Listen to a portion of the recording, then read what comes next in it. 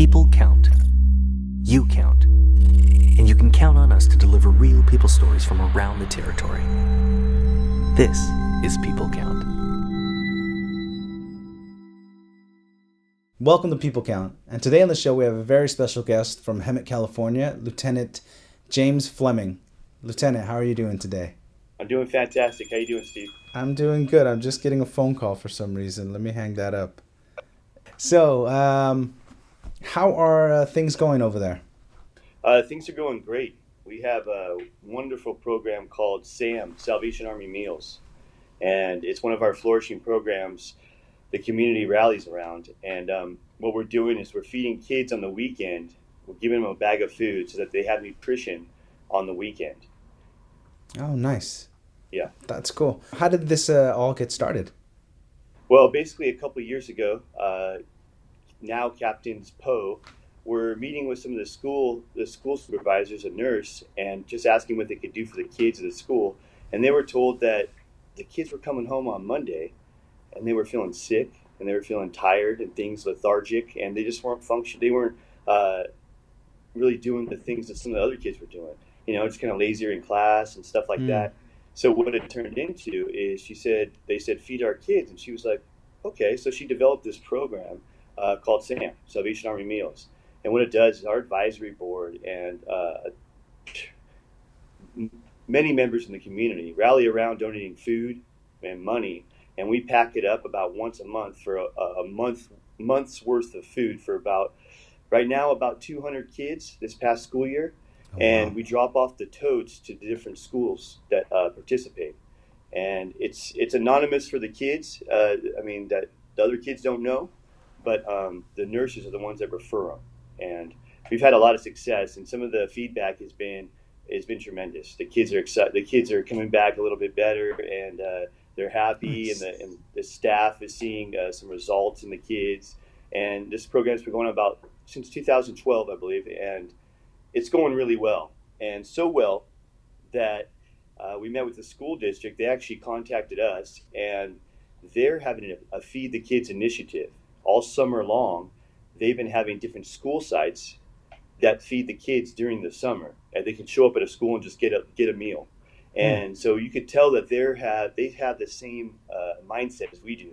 Is we've got to help our kids before, if they're not functioning well, then they're not going to do well in school. You know. Yeah, exactly. So they asked us to jump from 5 schools to anywhere from 16 to 23. Oh wow! And yeah, that's a huge jump, and much of the advisory board, and even myself included, our jaw dropped, and but you could see God moving because all the pieces kind of came together, and I'm talking fast, just the past week. And oh, wow. we met at their office, the school district office, and this man has a wonderful vision for the whole community working together to help these children, and not just help the children get some food in their belly, but he's helping them with other things and other means too, to get off to college, to participate in work training programs. I mean, this guy is really spearheading a good thing, and they asked the Salvation Army to go along with him in that. He's kind of got a team called Together We Rise, and to make Hemmit a better community. The fire chief is on board. We have a lot of support in this nature, and their facility is really set up to where this is going to function well. It's going to be a good thing. We're going to be able to do it, I believe. Yeah. Nice. So, tell me about your Corps. What else goes on aside from this SAM program? So, one of the things that could be in the works is a Boys and Girls Club, something that the Army around here doesn't really have. The kids don't really have a place to play or come after school. Right now, we do it one day a week, and it's called Grow. And they meet from about 3 o'clock to 6 o'clock on Wednesdays, and when the school is in session. And what they do is they get help on their homework. Well, we're seeing that's good, but we need a little bit more. So What we have in the works is hopefully a Boys and Girls Club is coming our way. And that'll look like Monday through Friday, where we'll have a place for kids to come and do their homework. We literally have a school right across the street. There's lots of schools in our district. 80% of the kids in this district are on the low end of everything. I don't quite say that, but they're on the low end of everything. So they need a lot of help. They need a ton of help. So we're trying to provide means to do that for the children. I think that's one of our biggest focuses right now. Nice. We also And have a great we also do something else that's pretty amazing. On Fridays, uh, there's a large senior living community in Hemmit, and yeah, I know they're everywhere. The mobile home parks are everywhere, and the senior living is everywhere, and they literally pile in and carpool to come to our facility on Fridays to have a meal. And we have a large volunteer staff. I mean, the volunteers in Hemet, I have to give them an A+. I've been some places. I say A+ for these guys. Their heart is all in their community. So I have about 15, 20 volunteers every Friday, just helping from set up tables to cooking to cleaning up afterwards. They don't just leave afterwards. They're cleaning up, and they're doing a big service for these seniors. And they come in and we play. Sometimes we play bingo with them, and sometimes we watch a movie. We usually do a devotion in the beginning, and we feed them, and they just like to hang out. They have nowhere in the community to go kind of meet up and have like a yeah, clubhouse. So we're their Friday clubhouse. Sometimes we let them play cards.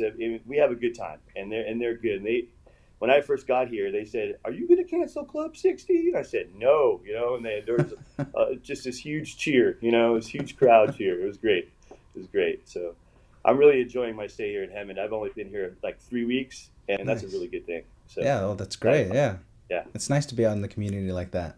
yeah, absolutely. Yeah, Just wore my uniform to Staples yesterday, and had a lady ask me who I was, and she said she's coming to church Sunday. I mean, nice. this thing's Yeah, really working, man. This thing's really working. I'm excited. that's cool. Anything else that's going on that you want to highlight? No, I think I dumped everything on you, man. Do you have any word of advice for people who are out there doing the same work as you? So last week we needed some school supplies. We have backpacks and school supplies we need, and we came in the game kind of late, and we're trying to get 300 of them. So I got in my truck and I hit the boulevard, and I just stopped at a ton of stores. The first couple, I felt like a salesman at first. The first couple were hard to walk in and just say, "Hey, trying to help kids out." And then by the time I got warmed up, I was just all over the community that day in my uniform, Oh and wow. just shaking hands, meeting people. Some people saying, "Nah, we're good. We don't need any help." But other people saying, "You're trying to feed kids. You're trying to help kids with backpacks." Like, wow, okay, let me get on board. And I had a great response, and I just plan to do more of that. And that's my advice: is just to be out there in the community. It's really hard. Just my first 3 weeks, I wanted to stay in my office and get a lot of things tied down and figured Yeah. out. And I just had to make sure I made some time to run out there and hit the floor, hit the community. That was really, it seemed like probably the most beneficial day I had was doing that. Oh wow, that's cool. Yeah. Yeah. Other thing is when I answer phone calls, sometimes we don't have some of the services we could provide. But I take an extra second to listen to what they had to say. And just this last week, a man, instead of turning him down, saying, "No, we can't help you with this housing assistance," I was able to get him an air conditioning, and that, just little things like that, little extra time to find out what somebody actually needs or why they need it has been really huge. And I've seen a little impact on these people in their lives just in spending an extra 2 minutes with them. So Yeah. Yeah. good stuff. Yeah. How has that given you insight on how God's using you? Oh wow! You just, when I went home at the end of the night and it's 7:30, 8 o'clock at night, and I still got to do things at home and get on the computer. I'm sitting there, and my heart, I'm full of energy, and I could tell just God's, His Spirit's in me, and it's just working in me, and I could feel it literally. I'm not burnt out, and I'm taking time for God, but at the same time, I just feel Him energizing me with the things that we're able to provide for the community. It makes a big difference in your life when you just see people's lives changed. I just said to myself, I was driving yesterday. I said, I got the best job in the world. I really do. Yeah. It's amazing. Nice. Lieutenant, thank you so much for your time. I know you're a busy guy, as you Yeah, mentioned. I just want to say thank you for taking the time to talk to me and to be on the show. absolutely, absolutely. Yeah. No problem, Steve. Thanks for having me. Yeah, and wish you the best in the future. All right, I'll be talking to you. Take All care. right. Yeah, All take right, care. bye. Bye. Thanks again for watching the show. I hope you guys got something out of it and that you guys are encouraged by Lieutenant and what he had to say. And to not be afraid to go out into the community and ask people for help. You might be surprised who responds. And again, to just continue to pray for the Hemmit Corps and what's going on there. Thank you again for watching the show. I'm your host, Steve Garcia.